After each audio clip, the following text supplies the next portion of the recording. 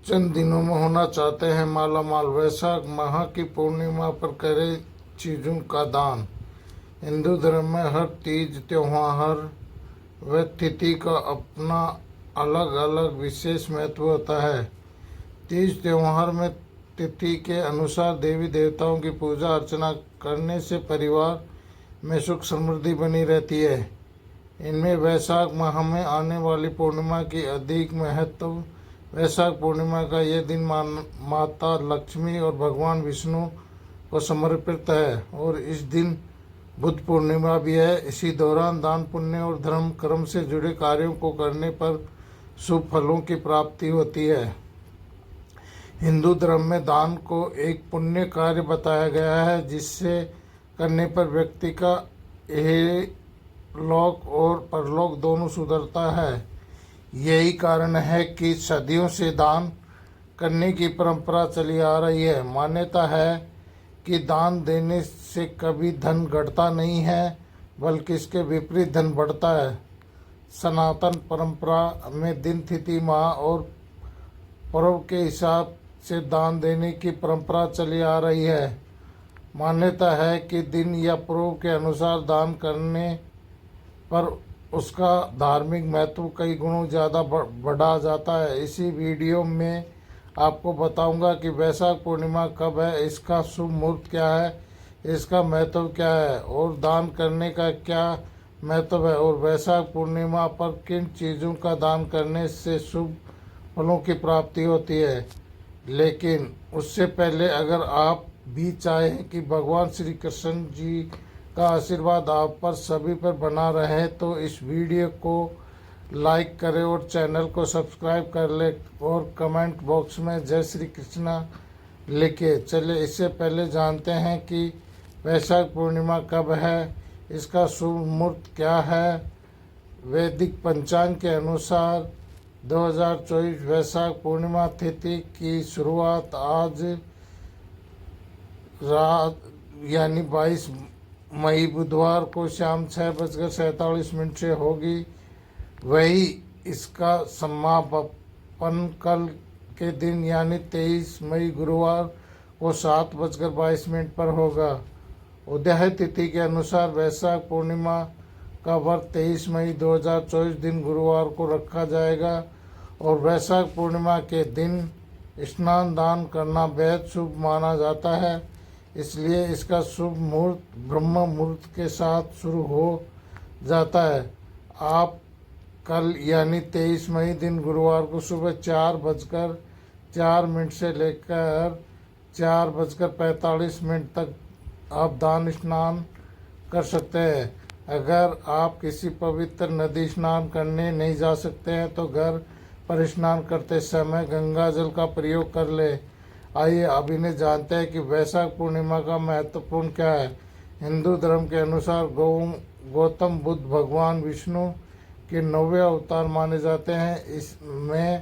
इस दिन भगवान बुद्ध के अलावा श्री हरि विष्णु जी की पूजा अर्चना करनी चाहिए। इसी दिन भगवान विष्णु की पूजा अर्चना करने से सभी मनोकामनाएं पूरी हो जाती है और सुख समृद्धि वृद्धि होती है।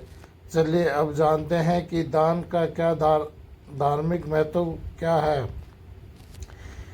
हिंदू धर्म के अनुसार दिन के लिए दान लेने के लिए ज्ञान और त्याग के लिए अभिमान सबसे महत्वपूर्ण रहता है। मान्यता है कि उचित समय में उचित व्यक्ति को उचित चीज किए गया दान अत्यंत पुण्य काल प्रदान करने वाला होता है।